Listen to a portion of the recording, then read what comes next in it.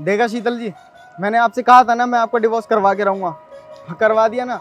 और हाँ, बहुत ही जल्द मैं आपको 30 लाख रुपए जो आपको एलिमनी के नाम पे पैसे मिलने वाले हैं ना, वो भी दिलवा दूंगा।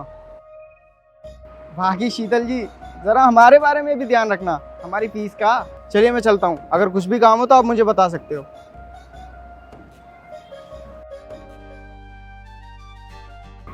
तुम गए नहीं अभी तक?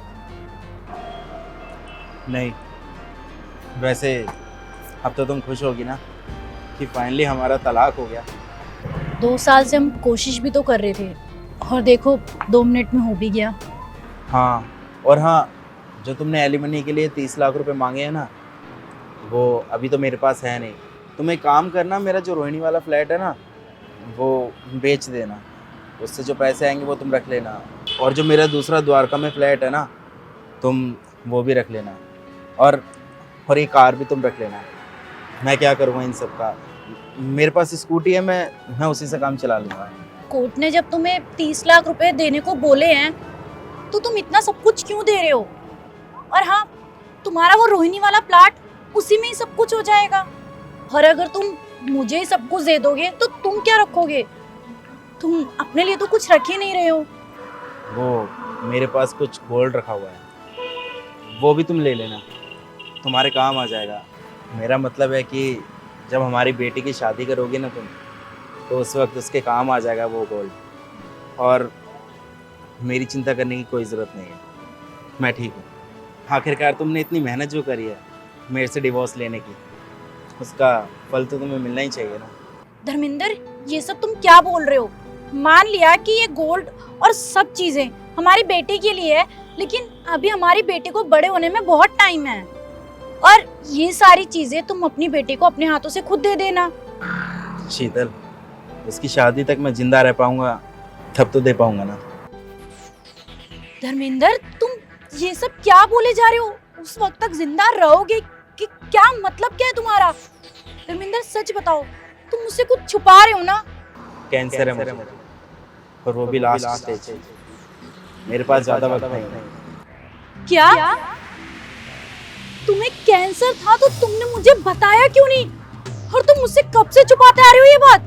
मैं तुम्हें डिवोर्स दे रही हूँ और तुम इतनी बड़ी बीमारी से जूझ रहे हो। प्लीज प्लीज धर्मेंद्र, मुझे बताओ, कब कब हुआ तुम्हें कैंसर? धर्मेंद्र, प्लीज मुझे बता दो, मैं जानना चाहती हूँ। मैं तुम्हारी वाइफ हूँ। और देखो, मैं तुम्हें डिवोर्स देना चाहती थी, लेकिन उसकी कोई और वजह थी। और अगर तुम मुझे बता देते तो मैं तुम्हें इस हालत में कभी छोड़ के नहीं जाती।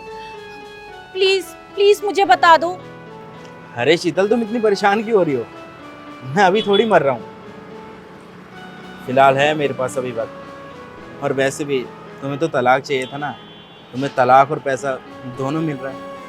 और हाँ शीतल, ये जो हमारा केस चल रहा है ना, अपने वकील से बोल देना कि जल्द से जल्द ख़त्म कर दे।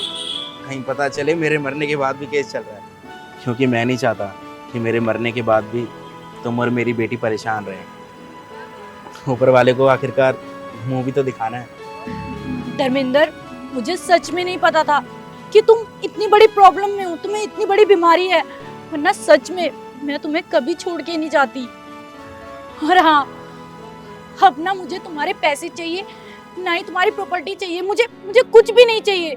मुझे अगर कुछ चाहिए तो बस वो सिर्फ और सिर्फ तुम हो, सिर्फ तुम। नहीं शीतल, तुम परेशान क्यों हो रही हो? और वैसे भी तुम तो यही चाहती थी ना कि हमारा तलाक हो जाए, और देखो आज हो गया। और वैसे भी यार, मैं नहीं चाहता था कि मैं तुम्हें ये बताऊं कि मेरे को कैंसर है, ताकि तुम मेरे को सिंपैथी दे सको। मेरे साथ रह के तुम क्या ही कर लोगे यार? ज़्यादा वक्त नहीं है मेरे पास। उसके बाद भी तो तुम्हें अकेला ही रहना पड़ेगा ना। और मेरे बिना तो तुम शीतल खुशी रहोगी ना। अच्छा, मैं चलता हूँ, मुझे दवाई लेने जाना है। ये गाड़ी की चाबी भी तुम रख लो, चला जाऊँगा। ध्यान रखना अपना।